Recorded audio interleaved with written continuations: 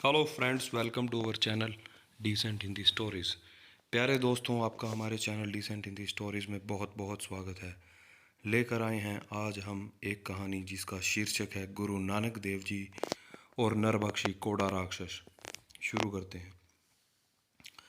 कोड़ा भील जनजाति का सदस्य था।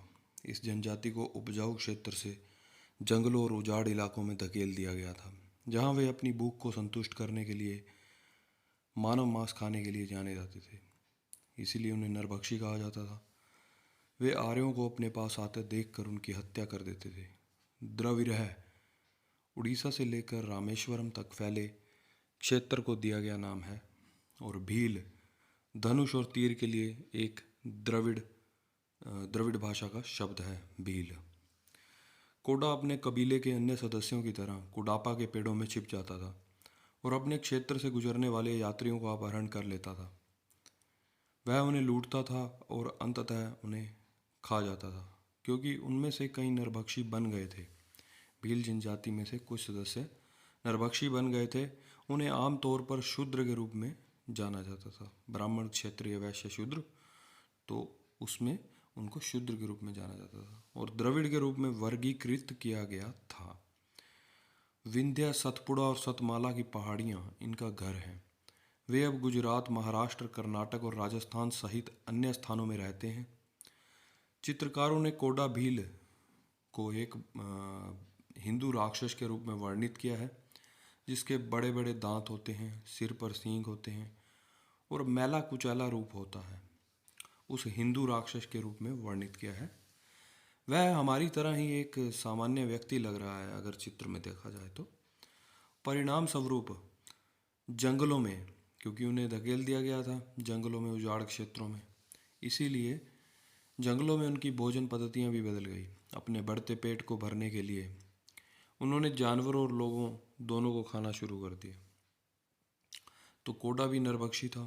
कई इतिहासकारों का मानना है कि वह वास्तव में उस क्षेत्र में भील जनजाति का मुख्य था।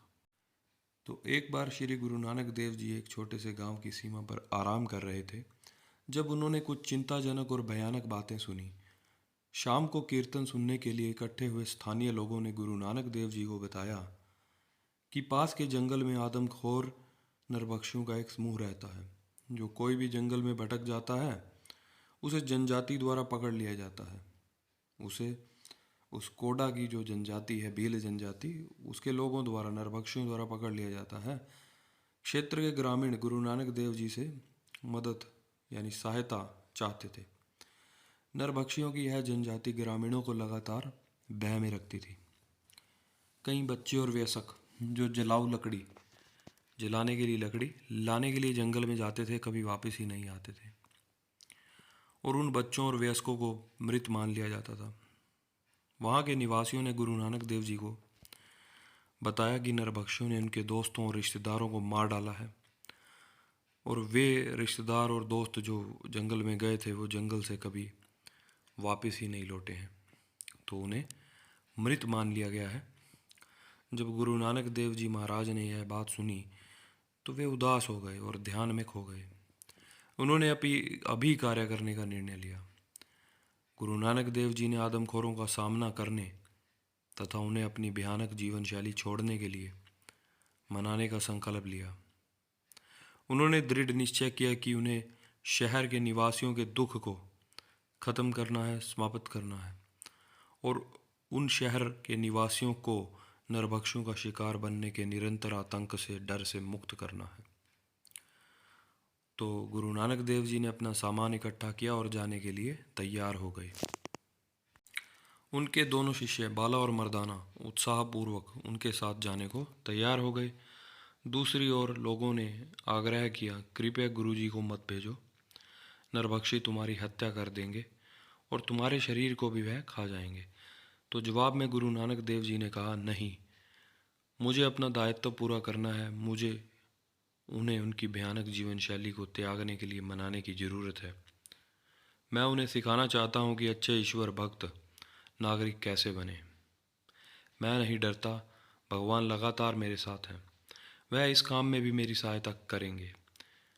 यह उनकी रचना है। भगवान ही मुझे आदमखोरों से छुटकारा दिलवाएंगे। आप लोग चिंतित मत हों, मेरी जीत के लिए भगवान से प्रार्थना करना।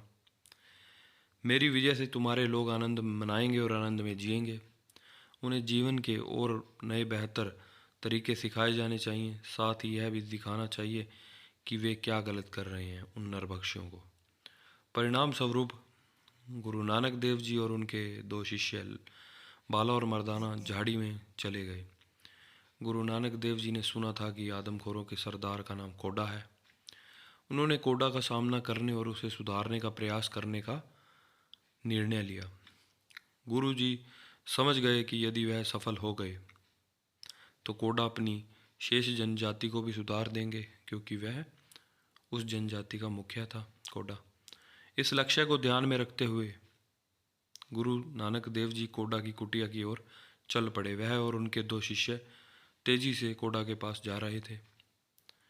जब कोडा ने 3 लोगों को अपने पास आते हुए देखा, वह बहुत खुश था और उसके चेहरे पर गहरी मुस्कान थी। वह भोजन के लिए लोगों को पकड़ने के लिए काफ़ी दूर तक यात्रा करता था। उसने सोचा कि 3 आदमी अपनी इच्छा से उसके पास आ रहे हैं। वह बेहद भाग्यशाली महसूस कर रहा था। वह सोच रहा था कि उसे और उसके परिवार को कई दिनों तक खाने के लिए पर्याप्त मांस मिल जाएगा। तो उसने जैसे ही वो तीनों उसके पास पहुंचे कोडा के, तो उसने भाई मर्दाना जी को बंदी बना लिया और उसके पास एक तेल का कड़ाहा था जो विशाल और गहरा था। कोडा ने भाई मर्दाना को तेल में उबालने के लिए उस कड़ाहे के नीचे आग लगाई। तेल आग से गर्म हो रहा था। गुरु नानक देव जी ने मुस्कुराते हुए कहा कि कोडा, मर्दानी को छोड़ दे और मुझे खा ले।